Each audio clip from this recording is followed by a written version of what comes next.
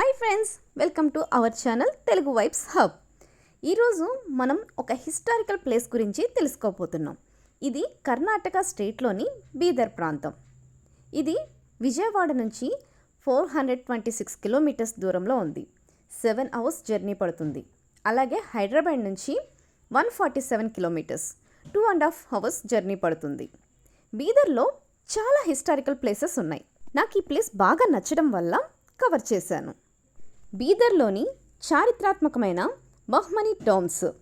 ఇవి బీదర్ నగరానికి దాదాపు 4 కిలోమీటర్స్ దూరంలో అషూర్ అనే గ్రామంలో ఉన్నాయి.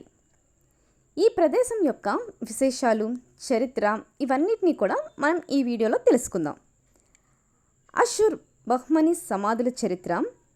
బీదర్ రాజధానిగా పాలించిన బహ్మనీ సుల్తానుల జ్ఞాపకార్థం ఈ సమాధులను నిర్మించారు. ఇక్కడ మొత్తం 12 సమాధులు ఉన్నాయి. ఈ కట్టడాలు పర్షియన్, టర్కిష్ మరియు హిందూ వాస్తుశిల్ప కళల సమ్మేళనంగా కనిపిస్తాయి. భారీ గోపురాలు, ఎత్తైన అర్ధచంద్రాకార ద్వారాలు వీటి ప్రత్యేకత. ఇప్పుడు మనం చూస్తున్నది అహ్మద్ షా వలి సమాధి. ఇక్కడ లోపల మనం ఏ చిన్న సౌండ్ చేసినా కూడా మొత్తం రీసౌండ్ వచ్చేస్తూ ఉందన్నమాట. సో ఒక వండర్ఫుల్ అని చెప్పొచ్చు. మనం రాజకుమారుడు మూవీలో కనుక క్లాప్స్ కొట్టినప్పుడు కానీ ఇక్కడి నుంచి అరిస్తే కనుక కొన్ని కిలోమీటర్స్ దూరం వరకు ఎలాగైతే రీసౌండ్ వినిపిస్తుంది అని చెప్పేసి చెప్తారో, యాజ్ ఇట్ ఈజ్ అనమాట. సో అలాగే ఇక్కడ లోపలంతా కూడా అసలు ఇది సమాధేనా అనే డౌట్ అనేది ప్రతి ఒక్కరికి వస్తుంది అది చూస్తే కనుక. అంత వండర్ఫుల్గా అనిపిస్తుంది. సో ఇక్కడ వాళ్ళ దగ్గర ప్రసాదం అనమాట, ఇలాంటివి ప్రసాదంగా పెడతారు వాళ్ళు. ఇక్కడ అన్నిటికంటే ముఖ్యమైనది సుల్తాన్ అహ్మద్ షా వలి సమాధి. ఈయన బీదర్ నగరాన్ని నిర్మించి రాజధానిని గుల్బర్గ్ నుంచి ఇక్కడికి మార్చారు. ఈ సమాధి లోపలి భాగంలో ఉన్న రంగురంగుల పెయింటింగ్స్ మరియు గోల్డ్ కలర్తో చేసిన కాలిగ్రఫీ, అరబిక్ అక్షరాలు అద్భుతంగా ఉంటాయి. 19వ శతాబ్దంలో ఈ సమాధిపై పిడుగుపట్టడం వలన ఒకవైపు పూర్తిగా దెబ్బతిని విడిపోయింది. అది ఇప్పటికీ అలాగే ఉండటం ఒక ప్రత్యేక ఆకర్షణ. ఈ ప్రదేశం గురించి కొన్ని ముఖ్యమైన విషయాలు చూద్దాం. అహ్మద్ షా వలిని ముస్లింలు జ్ఞానిగా పూజిస్తే, హిందువులు అల్లామా ప్రభు యొక్క అవతారంగా భావించి పూజిస్తారు. ఇక్కడ జరిగే ఉరుసు వేడుకల్లో ఇరు మతాల వారు కూడా పాల్గొంటారు. ఈ ప్రదేశం చాలా ప్రశాంతమైన వాతావరణంలో ఉంటుంది. చరిత్ర అంటే హిస్టరీని ఇష్టపడే వాళ్ళకి ఇది ఒక చక్కని ప్రదేశం అని చెప్పొచ్చు, నాలాంటి వాళ్ళకనమాట. Bahmani టోంబ్స్ 15th and 16th సెంచరీలోనివన్నమాట. ఇందులో 12 టోంబ్స్ ఉన్నాయని చెప్పాను కదా. బహ్మనీ సుల్తాన్ కింగ్స్ వాళ్ళవన్నమాట మొత్తం కూడా. ఒకే కాంపౌండ్లో కన్స్ట్రక్ట్ చేశారు ఈ సమాధులన్నింటినీ కూడా.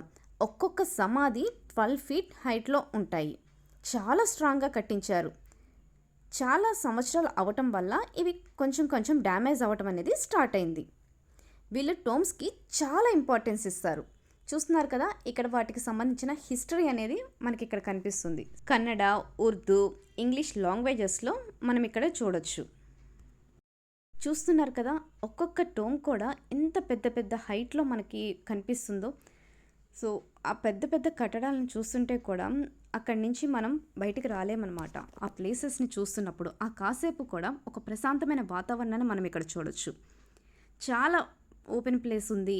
అలాగే ఆ కాంపౌండ్ అంతా కూడా ప్రహరీతోటి మనకి కనిపిస్తూ ఉంటుంది అనమాట. ఆ సరౌండింగ్స్ మొత్తం ప్రతి ఒక్క టోమ్లో కూడా ఒక సమాధి అనమాట, వాళ్ళకి సంబంధించిన వాళ్ళది ఇక్కడ మనం చూడొచ్చు. చూస్తున్నారు కదా ఈ వీడియోలో, ఇలాంటివి మనం ప్రతి ఒక్క టోమ్లో కూడా మనం ఇక్కడ చూడొచ్చు.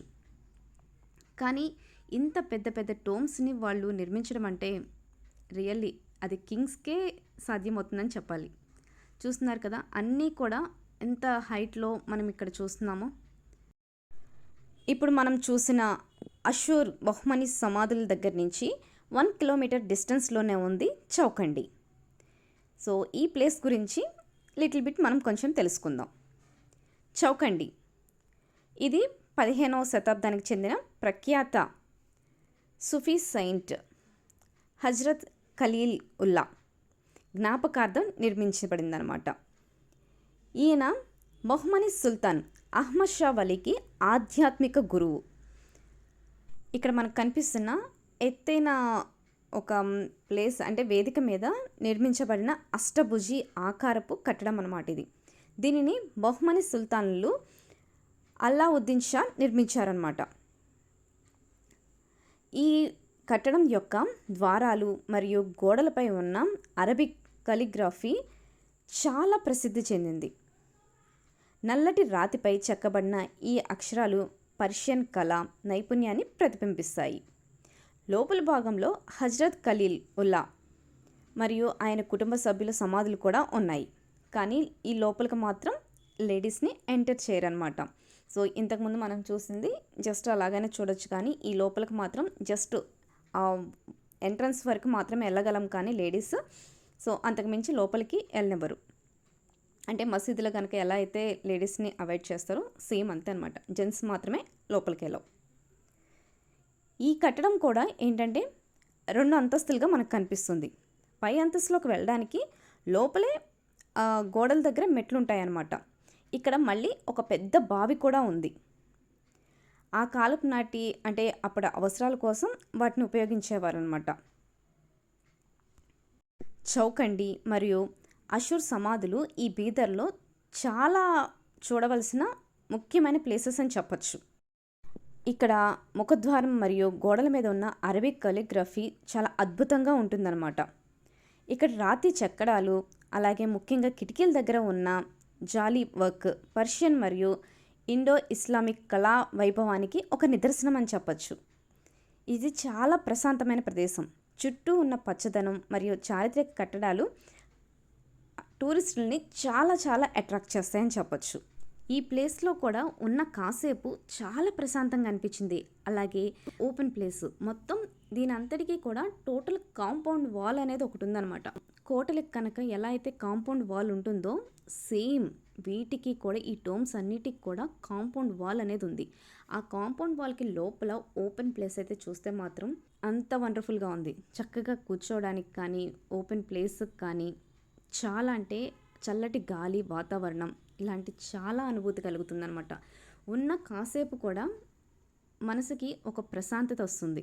బట్ టోమ్స్ దగ్గర కూడా ఇలాంటి ప్రశాంతమైన వాతావరణం కల్పిస్తుంది అంటే ప్రతి ఒక్క దాంట్లో కూడా మనం చూసే దాంట్లోనే అన్నీ ఉంటాయి. అలాగే ఇక్కడ పాజిటివ్ ఉందనుకుంటే అక్కడ పాజిటివ్నే కనిపిస్తుంది. హే ఏంటి సమాధులు అనుకుంటే అక్కడ నెగిటివ్నే ఉంటుంది. కానీ ఇందులో కూడా వాళ్ళు ముస్లిమ్స్ దైవత్వాన్ని అనేది చూడటం అనేది రియలీ వండర్ఫుల్. ఇప్పుడు రంజాన్ మాసం కాబట్టి చాలామంది నమాజ్ చేసుకోవడానికి కూడా ఇక్కడికి వస్తున్నారు. ఒక అతనైతే మేము వెళ్తున్నప్పుడు తను నమాజ్ అనేది ఇక్కడ కూర్చొని చదువుతూ ఉన్నారు. చూస్తున్నారు కదా, లోపలికి అలౌ చేయలేదు కాబట్టి జస్ట్ బయట నుంచి నేను అట్లా వీడియో తీయడం అనేది జరిగింది. బట్ జస్ట్ ఆ వాల్ వరకే అన్నమాట లేడీస్ సెంటర్. చూస్తున్నారు కదా ఈ ఓపెన్ ప్లేస్ అంతా కూడా. ఈ మెట్లు ఎక్కుతున్నప్పుడు అయితే తిరుపతి మోకాళ్ళ పర్వతం దగ్గర స్టెప్స్ ఉంటాయి కదండి హైట్గా, అంత హైట్లో అనిపించినాయి అనమాట. ఇది మనకి బయటది, సో లోపల ఉన్న స్టెప్స్ అనమాట అవి. ఇక్కడ చింతకాయల చెట్టు ఉంది, భలే ఉన్నాయండి చింతకాయలు అయితే మాత్రం చాలా బాగున్నాయి. సో ఇది నమాజ్ లాగా చదువుతున్నారు. చాలా కొంచెం సేపు అలా కూర్చొని పోయామన్నమాట మేమైతే వింటూ తన మాటలని. ఈ వీడియోని నేను రంజాన్ స్పెషల్గా చేయటం జరిగింది.